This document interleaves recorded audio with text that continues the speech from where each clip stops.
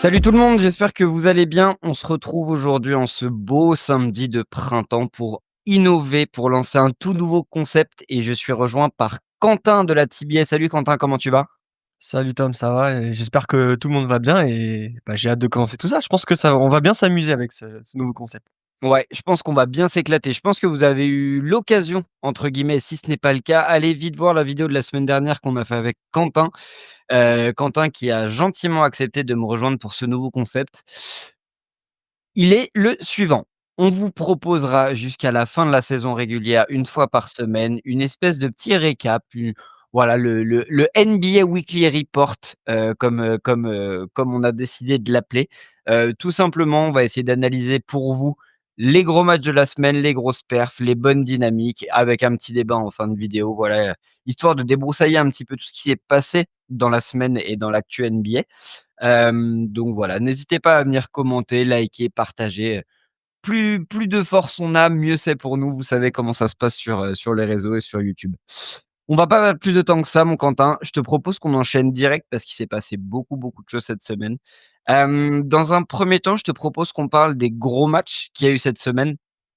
On va entamer le bal, et une fois n'est pas coutume, en tant que Homer, on va parler d'un certain Lakers-Knicks, qui a eu lieu, si je ne te dis pas de bêtises, dans la nuit de jeudi à vendredi. Hem, bon, on reparlera un petit peu de la dynamique des équipes, en fin de vidéo. Mais les Lakers sont très bons. Les Lakers sont très, très bons en ce moment et on a eu le droit à un énorme match au l'ex Staples Center à la Crypto.com Arena. Les Lakers qui gagnent 113-109 contre des Knicks qui ont été vaillants. Mmh. C'est allé en overtime ce match. Les Knicks l'avaient globalement en main et puis les Lakers ont vraiment accéléré dans le 4e quart-temps. Hem, Qu'est-ce que tu en as pensé de ce match? On reparlera aussi de la blessure de Bronson, mais globalement, qu'est-ce que tu en as pensé de ce match et de la prestation collective des Lakers?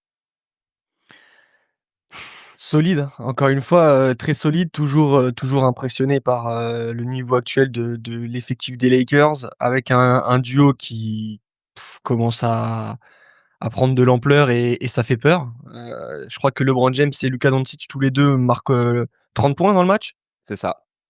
Hem, En plus de ça, il y avait un Luka à la distribution comme il a tendance à si bien le faire et c'est là où je le trouve encore plus dangereux. C'est quand vraiment il se met à décider d'orchestrer le jeu comme un maestro et à ne pas trop forcer les shoots comme parfois ça peut lui arriver. Je pense que là, aux côtés de LeBron James, il va apprendre à prendre du recul sur les matchs, à bien comprendre ce qu'on attend de lui. Les Lakers lui laissent le temps aussi. J'ai l'impression qu'il y a pas non plus une pression énorme. On parle énormément des Lakers actuellement, de objectifs à court terme. Est-ce qu'on peut déjà penser au titre et tout ça? Moi, je pense que pour le moment, ce qu'ils essaient de faire, c'est retrouver un Luka Doncic heureux, enfin voilà, lui donner de la confiance et tout ça, qui passe à autre chose parce que vraiment il faut faire le deuil. Clairement, il faut parler d'un deuil Ouais. concernant son départ des Mavs et là, ils sont en train de gérer ça à la perfection. Les débuts étaient un peu délicats, mais parce qu'en plus, il revenait de blessure, mais là, il commence à monter en régime et c'est flippant, quoi. Moi, je suis impressionné par encore une fois le duo LeBron James-Luka Doncic qui commence à montrer des signes de montée en puissance assez impressionnants. Ouais. Les 2 inscrivent, au moins 30 points chacun, je crois 32 pour Doncic et 31 pour LeBron et qui plus est, moi, il y a quelque chose qui me frappe encore une fois, c'est cette capacité de distribution de jeu de Luka Doncic. 12 passes décisives pour lui, c'est un véritable maestro et quand il orchestre le jeu de la sorte, c'est ce qui est le plus flippant. Encore une fois, les Lakers, j'ai l'impression qu'il y a pas non plus de pression. Alors beaucoup entendent, là, objectif à court terme, peut-être qu'ils peuvent, viser le titre, tout ça. Moi, j'ai l'impression que là, pour le moment, l'objectif, c'est juste que Luka Doncic retrouve du plaisir sur le parquet, qu'il fasse son deuil des Mavs, parce qu'on Ouais. doit parler de deuil et voilà, c'est vraiment, faire en sorte qu'il s'ancre parfaitement dans le collectif des Lakers et s'ils y parviennent, alors là, attention, attention. Ah ouais, alors là, attention, la finale Boston, Lakers, bref. Non, on n'y est pas, mais c'est clair qu'on a eu le droit, entre guillemets, encore une fois, à un gros match collectif de la part des Lakers. Mmh, On l'avait salué la semaine dernière dans notre vidéo, mais un gros taf encore de JJ Redick au coaching ouais, qui en fait, le plus gros doute qu'on avait, au moment de l'arrivée de Luka Doncic, qui était des doutes légitimes au moment où on enlève Anthony Davis des Lakers, c'était la défense mmh, et en fait, ce qui est assez impressionnant, c'est que Il y a ce supplément d'âme, collectif, mais aussi individuel, c'est-à-dire que tout le monde en met un peu plus.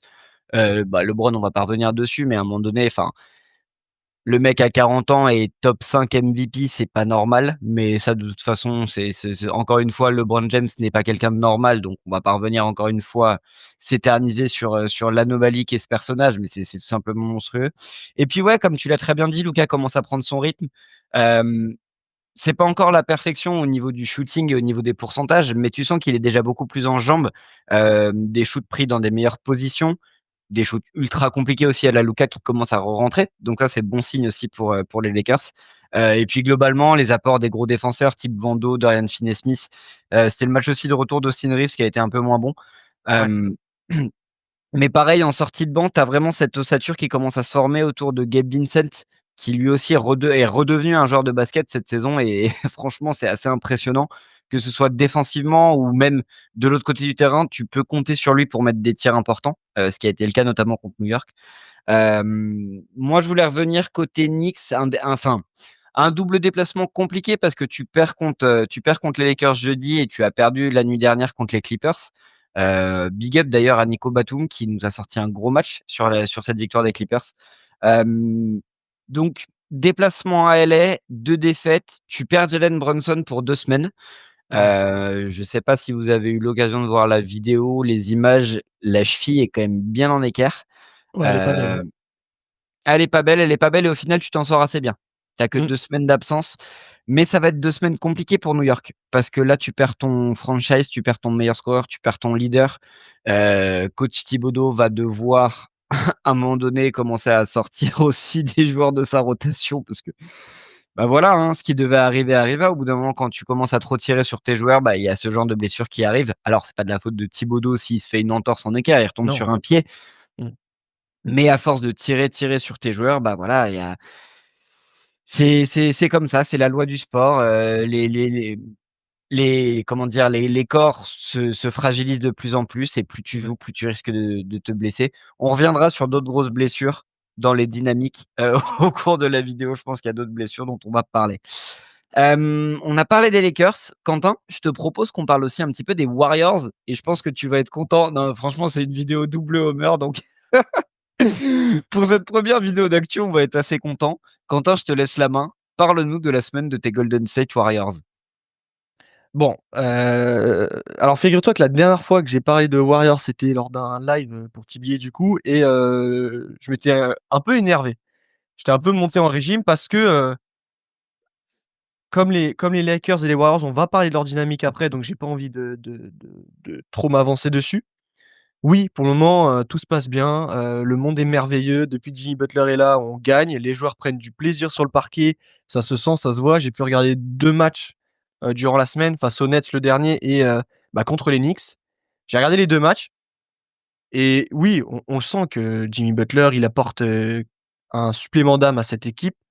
Il y a beaucoup d'agressivité, il y a aussi beaucoup plus d'espace pour des joueurs comme, Steph, rien que lui, qui prend un plaisir fou, qui tourne à, je crois, au moins 30 points par match depuis que Jimmy est arrivé.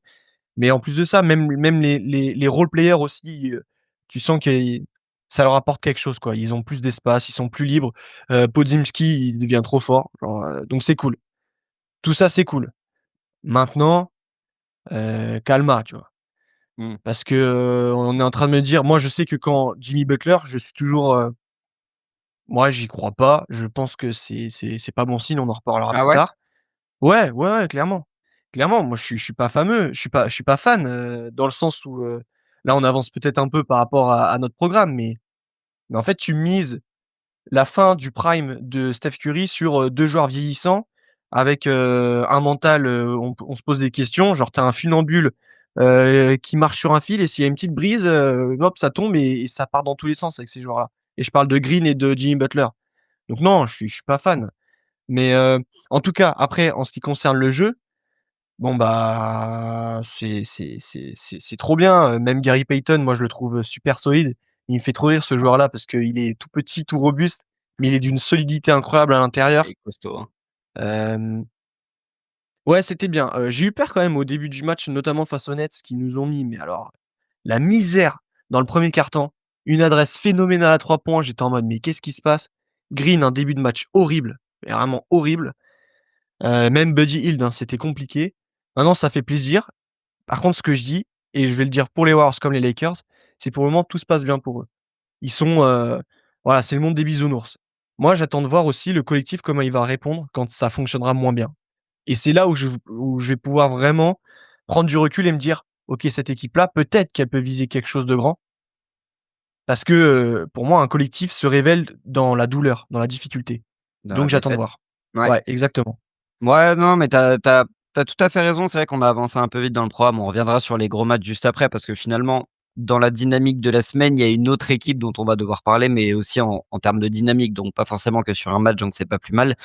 Mais tu as raison de parler de ces Warriors et de ces Lakers et de les mettre un petit peu, côte à côte, puisque le parallèle est assez flagrant. C'est-à-dire que depuis que les trades ont été faits, tu sens qu'il y a au-delà de la, comment dire? De l'apport de grands joueurs, tu as une dynamique globale dans ces 2 équipes, tu as une espèce de second souffle Ouais, qui ont été bah, ouais, qui ont été influés par, insufflés par Butler et par Doncic. Hem, Notamment les «grosses stars» entre guillemets, Steph et LeBron sont directement impactés par ces arrivées-là. ouais, On les ouais, voit souriants, on les voit dynamiques, on a vu Stephen Curry dunker, on ouais, voit LeBron défendre, enfin bref, des choses qu'on n'avait pas vues depuis un petit moment et qui sont enfin qui sont hyper facilement perceptibles sur le terrain. C'est-à-dire que ça saute aux yeux, c'est flagrant. Tu sens que les ouais. mecs sont remotivés, il y a de l'espoir.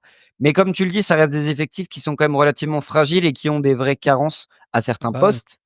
Les Lakers, j'aime beaucoup ce que fait Jackson Hayes depuis un mois, mais il y a un moment donné, quand ça va devoir jouer des gros pivots et que, bah, certains de tes lignes enfin, que ta ligne extérieure ne pourra pas tout faire à un moment donné contre des grands joueurs.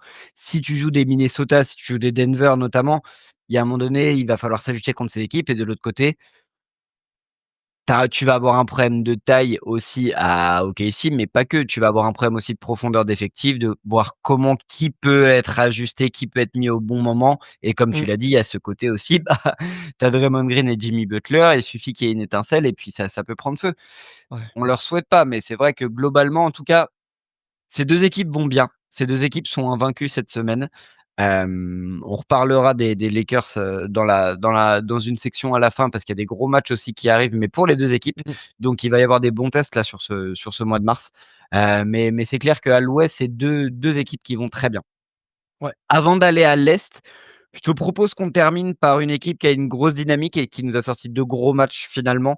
Et on a eu raison d'attendre, ce samedi pour enregistrer et publier notre vidéo ouais, parce ouais. qu'on a eu le droit mesdames et messieurs, Mmh. hem, au match d'une légende, d'un homme, je n'ai pas peur de le dire, qui fait déjà partie de mon top 10 des joueurs all time, monsieur Nikola Jokic.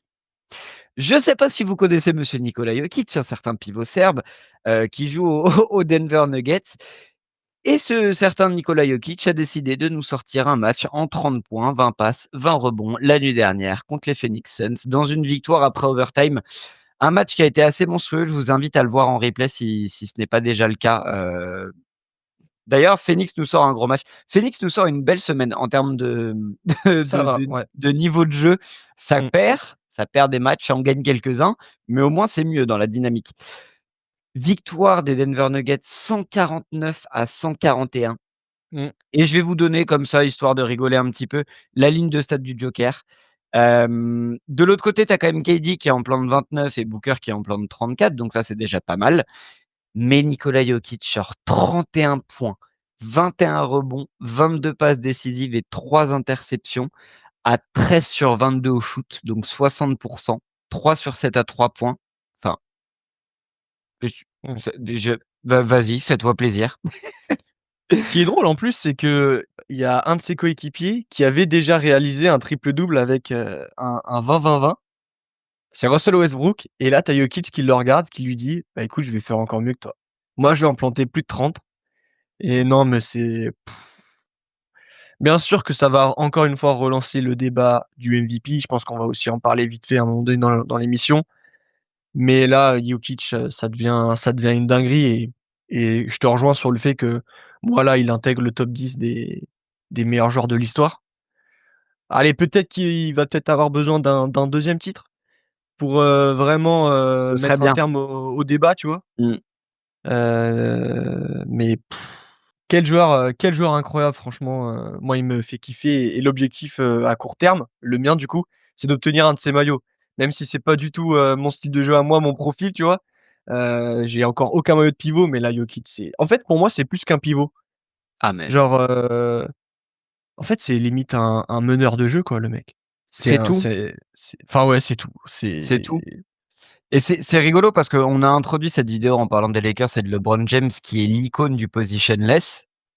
Ouais. Hem, mais Jokic en est finalement une sorte d'héritier dans le sens où on n'avait jamais vu un pivot faire ça.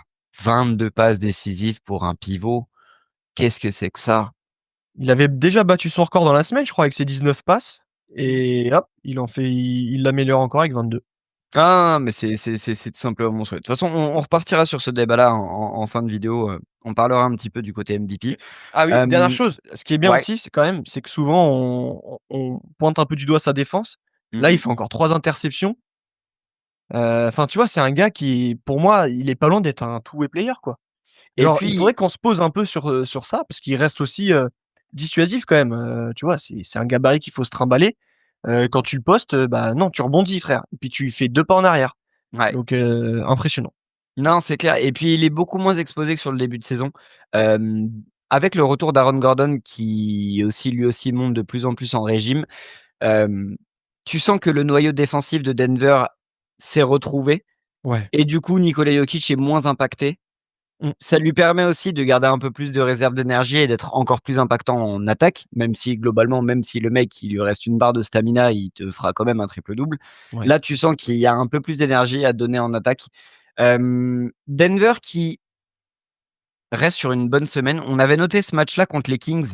On voulait aussi vous parler un petit peu de ce match-là qui a eu lieu, si je ne dis pas de bêtises, dans la nuit de mardi à mercredi, dans la nuit de mercredi à jeudi. Une victoire 116-110 contre les Kings. Hem, sur cette victoire-là, l'idée, c'est pas forcément de mettre en avant des stats, mais c'est surtout que le collectif de Denver a été monstrueux. Tu as 6 joueurs à plus de 10 points, 3 joueurs à plus de 20 points globalement. De l'autre côté, il y avait pas, Domantas Sabonis qui est blessé, mais les Kings sont aussi sur une bonne dynamique où ils gagnent des matchs. L'arrivée de Lavine est hyper positive aussi là-bas. On sent que, bah, comme chez nos amis Lakers et Golden State, ça a donné un nouveau souffle un petit peu à cette équipe. Donc c'est hyper Ouais. intéressant.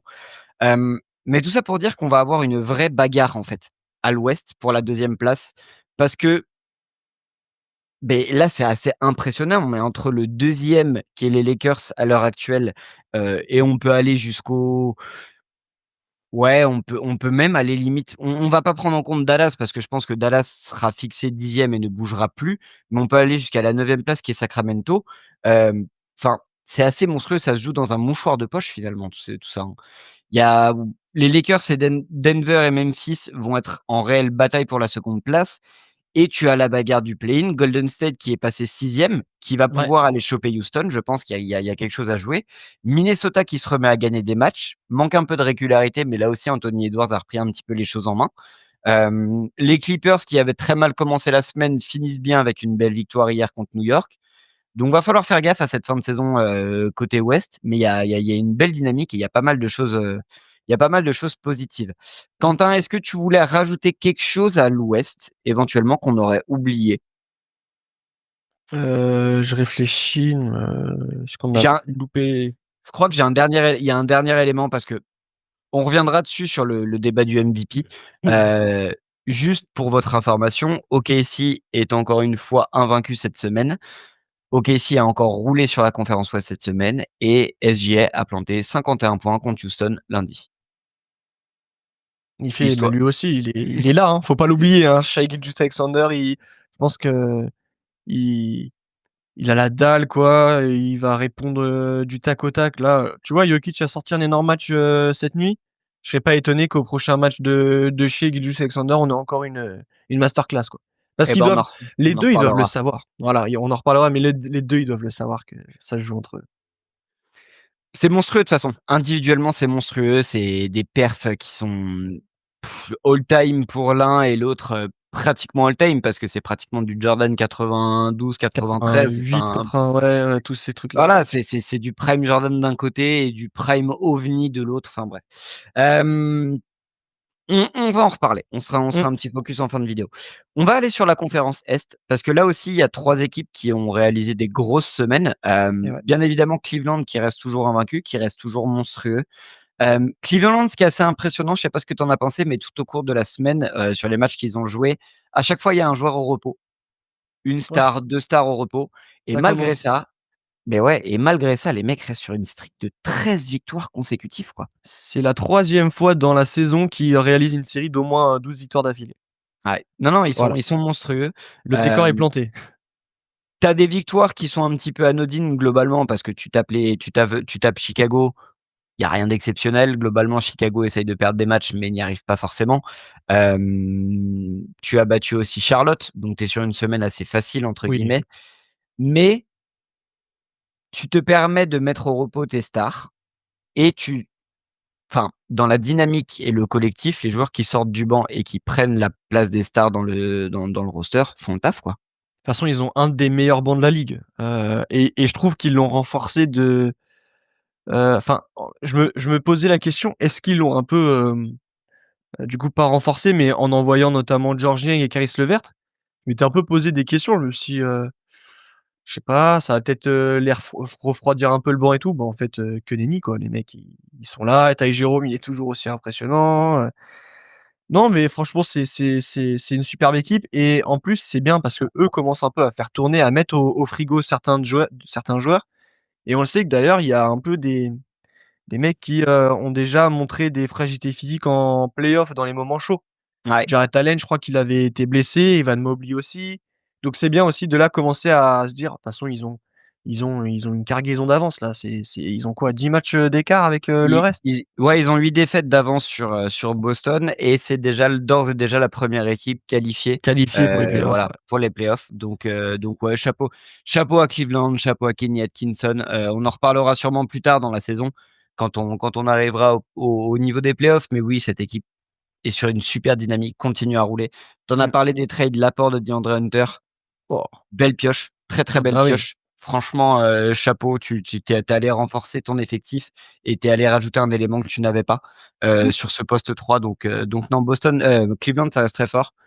Bah fait Boston, voilà lapsus révélateur. Boston qui reste aussi invaincu, qui remonte très sérieusement aussi en puissance, là globalement. Hem, 2 matchs cette semaine, 2 victoires. Il va y avoir un très gros match qui arrive. Ils se permettent eux aussi de mettre du monde au repos. Hem je crois qu'il y a eu un record cette semaine dans 2 ah joueurs oui. arrière. Voilà, on en Oh a le on match. ça On en on a pas pourra parlé ça. Ouais. on en non, on en a pas parlé, mais ça, on peut en parler. Un duo, voilà, un duo de Bostoniens qui s'est permis de mettre plus de 80 points, ouais, plus de 80 points à 2. Peyton Pritchard et Derrick White qui nous ont sorti un match de l'espace. C'était contre Portland, si je dis pas de bêtises. Ouais. Heu, qu'est-ce qui s'est passé là? Qu'est-ce que c'est que cette histoire? Bah, ils ont vu le panier comme une piscine quoi, genre il lançait le ballon et puis ça rentrait dans tous les sens, à 3 points, une adresse folle. Je crois il est à 10/16 notre ami Peyton Pritchard et 9/17 pour Derrick White C'est ça, si je ne m'abuse. c'est ça. Bon c'était un pur régal, c'est ce genre de soir où là de toute façon tu es inarrêtable, tu peux Il y a tout qui shooter d'où rentre. tu veux, il y a tout qui rentre et ce qui est surprenant, c'est qu'en fait c'est un record établi par un duo, dans une franchise iconique. Jamais on n'aurait pu penser que ce serait Derrick White et Peyton Pritchard qui mettraient à l'amende tous les autres, grands duos de légendes qui sont passés par les Celtics. Enfin, c'est incroyable. À la limite qu'on me dise que ce soit Jason Tatum et Jaylen Brown qui fassent, une telle perf, pourquoi Plus pas? crédible.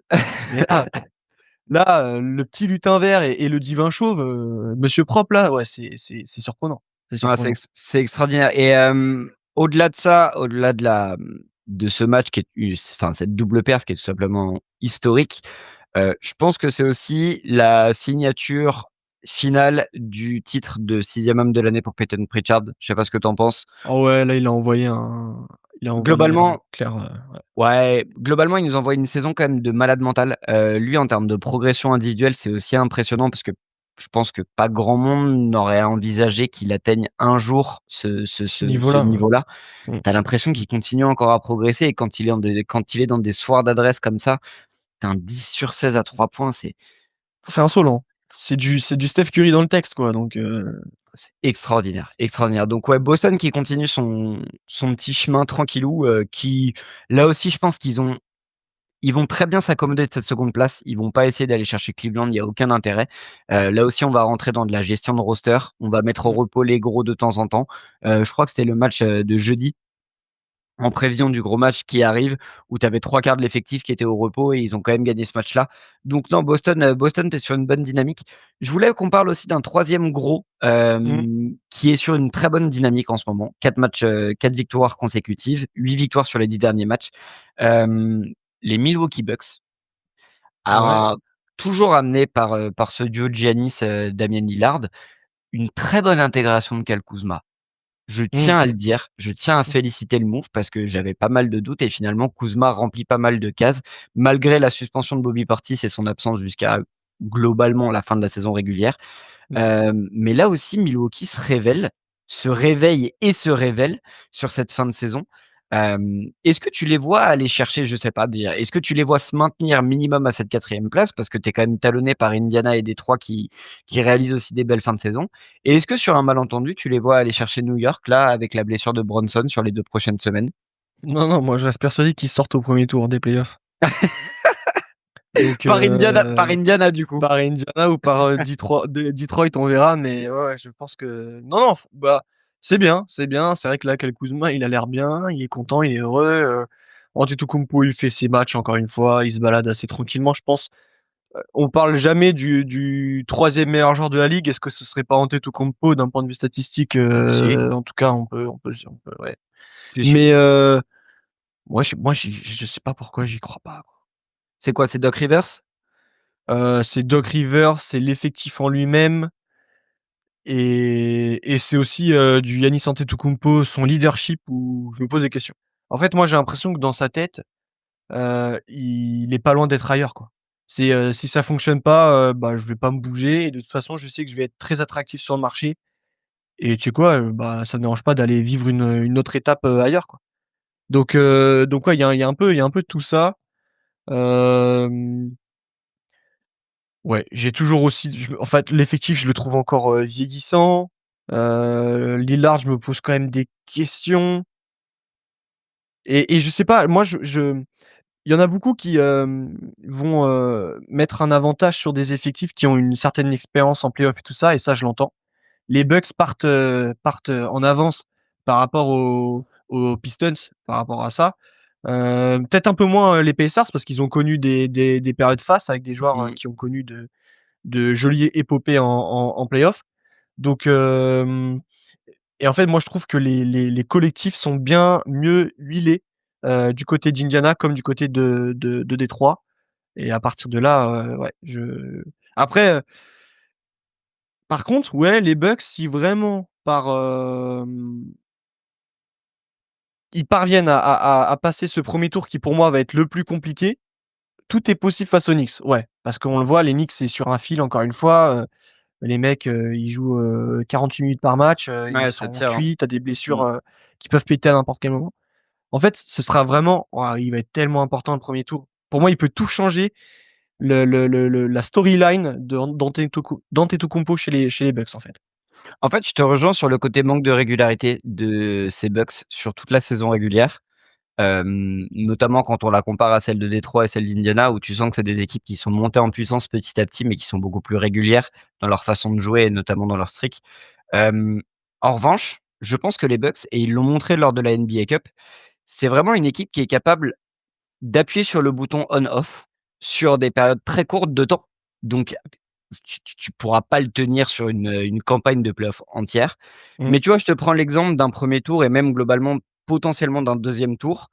Sur l'espace de 15, ouais, tu vois, d'une dizaine, quinzaine de jours et de 6, 7, 8, 9 matchs, ils sont capables, je pense, de monter d'un cran, d'être, emmenés par ce Giannis Antetokounmpo qui, tu l'as très bien dit, c'est juste le troisième meilleur joueur du monde et lui aussi, on le prend vraiment pour acquis, mais il nous sort des stats encore cette saison, Giannis. Enfin, c'est un malade mental cet homme-là aussi, hein. C'est un malade mental. Il est bien, bien accompagné par Dame qui lui quand même on l'a retrouvé par rapport à la saison dernière où c'était vraiment galère. Là, tu sens Ouais, qu'il est quand même beaucoup plus oui, ça, épanoui c'est dans vrai. son jeu. Ouais. Donc attention, attention parce que j'entends le côté, manque de profondeur, friabilité, Doc Rivers en playoff. Mais en même temps, tu as le côté où on parle d'un mec qui a été champion en étant leader de son équipe, Mmh. heu, de joueurs qui ont quand même pas mal d'expérience et tu vois, notamment si je pars du principe qu'ils peuvent prendre potentiellement Détroit, Mmh. bah, moi je pense que Détroit ne fera pas le taf, globalement OK. contre cette équipe-là. Et c'est pas contre Détroit et ce sera pas un mauvais résultat. Déjà, je trouve que Ah Détroit, bah, non, enfin, non, non. la saison est d'ores et déjà Ouais, réussie, tu vois ce que je veux dire? exact, exact. Donc tu perds contre Milwaukee au premier tour, il y a rien de choquant, en fait. Tu auras Non, perdu contre le troisième meilleur joueur du monde, tu auras juste accumulé de l'expérience pour les saisons qui viennent, tu auras montré de exact. très belles choses. Mmh. Là, par contre, si tu me sors une première série contre Indiana, je trouve qu'il y a une vraie rivalité, déjà entre les Ouais, 2 ah équipes bah, oui, les deux ne s'apprécient pas. qui peuvent pas se blairer. On connaît l'histoire du ballon qui avait été volé l'année dernière. Bref, il y a une vraie rivalité et ça pourrait être une vraie belle dynamique parce que finalement l'année dernière, c'est Indiana qui sort Milwaukee à cause des blessures de Giannis, de Eh ouais. Middleton, de Lillard, enfin bref, tout le monde était blessé. Donc j'aimerais vraiment bien voir une série, de premier tour Indiana Bucks, et j'aurais tendance à mettre une petite pièce sur les Bucks. En tout cas, vu la dynamique actuelle, mais voilà, ça n'engage que moi. Et puis je crois que j'ai dit Hem, une coquille. Moi, j'ai dit qu'après jouer au deuxième tour face aux Knicks, mais normalement ce sera pas possible parce qu'au deuxième tour, ouais, non, tu finis 4e, tu joueras c'est Cleveland. ouais, ouais, Mais exact. pareil, hein, pareil, attention Cleveland, hein. Cleveland sera Cleveland sera bien évidemment favori sur la série, Ouais. il y a aucun problème. Mais je dis juste qu'en termes d'expérience et en termes de un joueur peut faire tourner la série en son avantage, attention, Ah non, moi je attention. pense alors moi par contre pour le coup, je pense qu'ils se font secouer et notamment par Mobley ou par, Jarrett Allen, mais il va rien pouvoir faire le poteau là, le son non, non, non, je pense que ça va être franchement, je pense que les Cavs, Ah, ils c'est vont une série rigoler. moi, c'est une série que je veux voir, hein. Clairement, Ah c'est une oui, série bien c'est il y sûr, a 2 de mais toute façon, il y a 2 séries qu'on a envie de voir à l'Est globalement, c'est ce Cavs-Bucks et ce Knicks-Boston. On a envie de les voir. C'est des effectifs qui ont été construits entre guillemets «pour s'affronter», donc donnez-nous le spectacle les gars, ouais. de donnez-nous ce qu'on attend depuis le début de saison. Hem, Si en vrai, s'il fallait parler parce que là, on parle un peu des bonnes dynamiques, si on devait ouais, parler un petit peu des mauvaises, en fait, moi, celle des Knicks m'inquiète quand même un peu, quoi. ouais, Là, hein, ils ont toujours pas gagné face au, du coup, top 4 de la ligue, maintenant que les Lakers ont intégré le top 4. Donc, Cavs et Celtics à l'est et du coup, Lakers et OKC à l'ouest. ouais. Je crois que leur bilan, il est de, je sais pas, 0,14, 0,9? 0,13 Ouais, un truc comme ça, ouais. Oui, j'étais 0,9 sur à l'Est, mais en comptant l'Ouest aussi, ouais, tu dois être à 0,13-0,14. et waouh, ouais, là, c'est inquiétant. Ils sont sur 3 défaites de rang parce qu'ils ont aussi perdu face aux Warriors cette semaine, enfin, Et tu perds wouah Brunson et pour tu les perds 2 prochaines Brunson. semaines. Mmh. Compliqué, compliqué ce que vivent les Knicks, sachant, bah, comme je te le disais, les Bucks sont pas loin. Il y a plus que 2 défaites, donc sur un malentendu, les Knicks peuvent chuter, peuvent se retrouver 4e. Attention parce que derrière tu as Détroit et Indiana qui font le push, donc ouais, intéressant à suivre. Attention les Knicks de pas trop chuter et de pas perdre toute l'avance qui avait été faite sur ce début de saison qui était quand même plutôt bien, donc on va suivre ça de près. Clairement. Je te propose qu'on balaye un petit peu l'actu, globalement avant de rentrer dans nos projections de la semaine prochaine. On a parlé de la blessure de Jalen Brunson. On va être malheureusement encore une fois obligé de parler des Dallas Mavericks. J'ai jamais vu ça dans l'histoire du sport, en fait, une telle malédiction en l'espace d'un mois. Ouais. Et cette semaine, on a malheureusement perdu Kyrie. Déchirure du ligament du genou, si je ne te dis pas de bêtises. Ouais, genou Donc gauche. voilà, genou gauche, les croisés pour Kyrie. Donc fin de saison d'ores et déjà. Au moment où AD devait faire son retour, donc là, à voir ce qu'il en est. Il y a pas mal d'infos qui sortent tous les jours. AD qui serait potentiellement sur le point de revenir, mais est-ce que Dallas va prendre le risque de le faire revenir? Non, il Sachant faut qu'en même Fraser là. Sachant qu'en même temps, tu as perdu Jaden Hardy. Oui, Ouais, c'est ouais, ça? si, si, exact, ouais. Voilà. Tu as perdu Jaden Hardy et tu as perdu dans la nuit dernière Olivier Maxence Prosper aussi, je crois, pour la fin de saison. Enfin bref. Ouais. Heu, très rigolo, non, pas du tout, mais le match de la nuit dernière de Dallas, il y avait 7 joueurs qui s'échauffaient dans l'effectif. Donc Ouais. voilà, Jason Kidd va devoir finir sa saison avec, une équipe désossée, quoi. Non, ouais, c'est un délire. C'est un C'est délire triste. et on rigolait un petit peu au début de la situation dans laquelle s'est fourré, Nico Harrison. Là, Ah, moi, je c'est plus rigole drôle, même hein. plus. Ah Ah ouais, ouais, non, c'est là, plus drôle, c'est hein. oh, c'est horrible. Là, c'est plus drôle, mais bon, j'ai envie de dire, c'est le alors pour ceux qui y croient, chacun ses croyances, mais tu vois, il y a certains qui peuvent te dire: «Bah, ouais, bah, c'est le karma mon grand, hein». Quand tu trades Luka Doncic, de manière aussi pitoyable et pittoresque que la façon dont ça a été fait, bah, tu t'exposes à ce genre de choses. Hem, la blessure de Kyrie Irving, attention, n'est pas liée au départ de Luka Doncic, Non. mais le fait que Luka soit parti et que Kyrie ait beaucoup plus de responsabilités fait que, forcément, il a dû tirer un petit peu plus sur son corps pour maintenir Dallas, notamment avec l'absence d'AD. Donc, d'une manière un petit peu, lointaine, la blessure de Kyrie est aussi un petit peu liée au départ de Luka. Globalement, c'est cataclysmique. Tu te dis avec ce trade, enfin Nico Harrison nous avait vendu, on joue le titre cette année ou la saison prochaine. Bah non, là tu vas terminer 10e parce qu'il y a beaucoup d'écart avec Portland et les Suns et je vois pas les Suns faire un run, leur permettant d'intégrer le play-in ou alors il faudrait vraiment un miracle ou alors que Dallas ne gagne plus un match. Mais c'est catastrophique. C'est Ouais. catastrophique donc Ouais, pour finir sur les Mavs, en fait, on tape, depuis le début sur Nico Harrison parce que, c'est, bah, lui, hein, qui a mis en place ce trade. Mais en fait, ça fait plaisir, ça fait un bien fou aux propriétaires de cette franchise qui en ont strictement rien à foutre de l'aspect sportif. Et s'il faut vraiment taper, sur, des personnes, c'est aussi sur, les mecs qui sont tout en haut de la hiérarchie. Parce que, bon, le dossier, casino dans le Texas, tous ces trucs-là, c'est un peu sombre. Mais en fait, on a bien très compris sombre. qu'eux en avaient strictement rien à faire de l'aspect sportif. Ouais. Donc Nico Harrison, en fait, dans cette histoire, c'est aussi une marionnette, hein. Ouais, clairement. Donc, À il a pas les savoir, pleins pouvoirs. Donc, bref, c'est franchement, c'est pas la période, où il faut être fan des Mavs, en fait, on clairement. est Et bon courage à eux parce que là, ça peut te dégoûter du basket, un truc pareil. Ah bah non, mais clairement, hein, franchement, force à tous les fans de Dallas, si vous voulez continuer à brûler des maillots de votre franchise, on comprend. Ah ouais. C'est compliqué donc courage. Ce qui est rigolo, c'est que dans l'actu, d'une manière ou d'une autre, l'autre actu dont on voulait parler rapidement, enfin, dont on voulait balayer un petit peu ce qui s'était passé cette semaine, c'est à Minnesota, c'est les suspensions d'Anthony Edwards, dues à sa 16e faute technique. Je crois qu'il a c'est le record aussi, d'amende, sur une saison pour un joueur, Anthony Edwards, qui se comporte mal. Et ce qui est assez rigolo, c'est qu'on a encore une fois appris, puisqu'on en apprend toutes les semaines, qu'apparemment Dallas aurait appelé Minnesota, Ah oui. voilà, dans la configuration de ce trade, aurait proposé Luka Doncic contre Anthony Edwards et Minnesota aurait dit non. Chacun son avis. On peut comprendre que c'est pas forcément évident de trader Anthony Edwards qui est devenu l'image après le départ de Kat et que ça aurait peut-être fait un petit peu beaucoup pour les fans de perdre et Kat et Anthony Edwards malgré, le joueur qu'est Luka Doncic.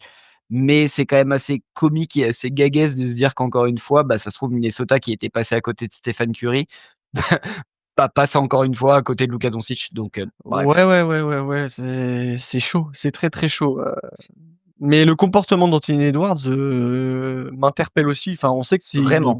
c'est une grande gueule, mais là, il est nerveux H24. Ouais. Et est-ce que c'est pas aussi, synonyme d'un ras-le-bol?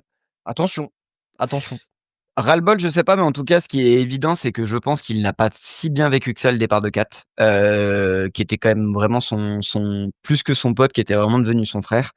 Que, bah, dans le jeu, Minnesota, ça reste hyper irrégulier. Anthony Edwards, on le voit beaucoup se frustrer, essayer de prendre les choses en main tout seul, mais il est pas forcément hyper adroit, hyper régulier. Hem, les absences régulières de Rudy Gobert qui est toujours pas revenu, Mike Conley qui, bah, ne peut plus clairement être un starter en NBA, c'est plus possible physiquement. Non pas qu'il ait pas les capacités de jouer au basketball et il le fait très bien sur des courtes périodes, mais Ouais, ouais. physiquement, il est plus capable de faire grand chose sur un terrain de basket. Donc non, c'est compliqué pour Minnesota. Ils vont s'accrocher, on attend aussi le retour de Rundle. Enfin beaucoup de blessures, hein, franchement beaucoup de blessures. Minnesota n'est pas épargné aussi. Donc, eux, sur un malentendu, tu vois, tu peux avoir une bonne dynamique de fin de saison régulière. On Ouais. attendra de voir ce que ça donne, mais c'est vrai Bah, qu'Anthony Edwards, à surveiller. tu passes de finaliste de conf l'année dernière à, Ouais, c'est quoi là l'optique? C'est se qualifier pour les playoffs directs, éviter un play-in. Donc, non, non, c'est compliqué. Et du coup, ouais, tu te mets à la place d'Anthony Edwards, tu te dis: «Bah, en fait, là, on n'est pas en progression. mmh, En fait, on commence à régresser». Donc, moi, est-ce que j'ai vraiment du temps à perdre? Ça va, il est jeune. ouais, Heureusement qu'il est jeune d'ailleurs. Mais ouais. Ouais, on continuera à suivre ça de près du côté du Minnesota. Mon Quentin, je te propose qu'on rentre un petit peu dans les perspectives à venir sur la semaine à suivre. Il y a des très, très gros matchs, et on va commencer dès cette nuit, finalement, dans la nuit de samedi à dimanche à 2h30 du matin. Allumez vos télévisions, rendez-vous sur beIN Sport. Boston Lakers. Boston Lakers à 2h30 du matin. Normalement, il y aura tout le monde à Boston. Il y aura tout le monde aussi normalement aux Lakers. Retour d'Austin Reeves, le seul absent sera Rui Hachimura du côté des Lakers et Kristaps Porzingis du côté de Boston, logiquement. Moi, je l'attends. Salut toi. Moi, je l'attends fortement ce match parce que d'un côté comme de l'autre, ça va être un match qui enverra des messages et notamment du côté des Lakers.